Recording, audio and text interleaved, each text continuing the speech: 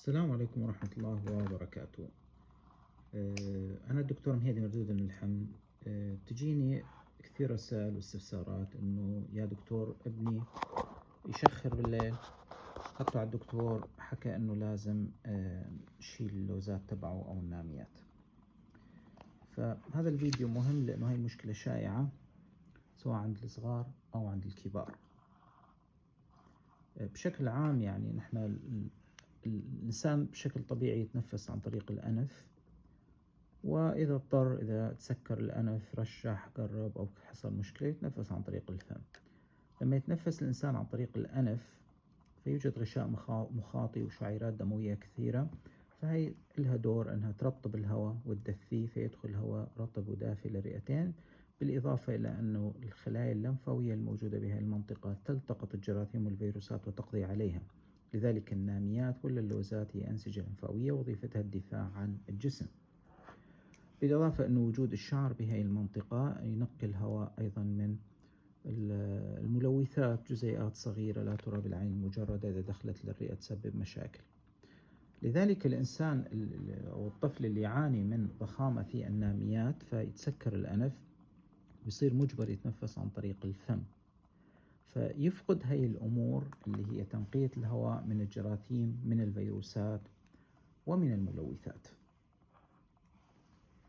طيب الله سبحانه وتعالى ما خلق شغلة إلا خلق لها دور مثل ما حكينا وظيفتهم، لكن إذا صارت المضار أكثر من المنافع فإحنا مضطرين نستأصل.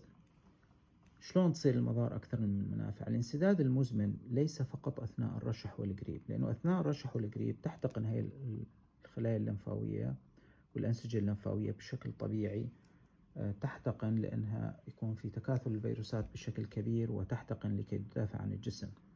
لكن راح الرشح راح القريب والطفل ظل يشخر صيف شتاء، بهالحالة هي احنا نلجأ للاستئصال لأنه تصفي المضار أكثر من الفوائد. شو هي المضار؟ المضار الضخامة المزمنة والتنفس عن طريق الفم والشخير المزمن في مراحل لاحقة بعد سنوات وسنوات ممكن يؤدي إلى ارتفاع التوتر في شرايين الرئة، ارتفاع توتر رئوي، لأنه الطفل يتنفس ضد ضغط عالي، وهذا قد يسبب مشاكل قلبية في المستقبل. الأمر الثاني الشخير والتنفس الفموي أثناء الليل، وبعدين يصير عندك نوبة انقطاع تنفس، الطفل تحسه وقف تنفسه وبعدين رجع يتنفس. هذا يخلق عدم ارتياح أثناء النوم، الطفل كل شوي يستيقظ بسبب الشخير وتوقف التنفس، ما يرتاح بنومه، ما يحصل على كمية أكسجين كافية، فاليوم اللاحق يكون تعبان الطفل، تلاقي هذا الطفل كل النهار خامل وتعبان. الأمر الآخر أيضا أنه هذول يصير عندهم بعد سنوات سحنة غدية، تلاقي هذول الأطفال اللي يشخرون يشبهون بعضهم لأنه يتقولب الوجه بسبب هاي الوضعية، أنه على طول يحاول يجهد ليسحب النفس، يتحول أنه عيونه تلاقيها مرتخية تعبانة، وجهه مدور، يسمونها سحنة غدية خاصة. ممكن على جوجل بس تحط سحنة غدية يطلع لك صورة هذول الأطفال. الأمر الآخر أيضا الأطفال اللي يتجاوز عمرهم 7 سنوات وعندهم بوال ليلي، يبول على حاله بالليل ويشخر، أحيانا يكون الشخير هو المشكلة فقط.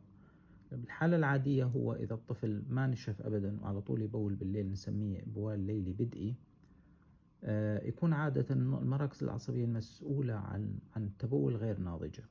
لكن الأطفال اللي عندهم شخير ليلي قد يكون هو هذا السبب، لذلك في كثير أطفال لما بيشيلوا اللوزات أو الناميات أو اثنيناتهم معا تلاقي أنه تحسن موضوع البوال الليلي أيضا.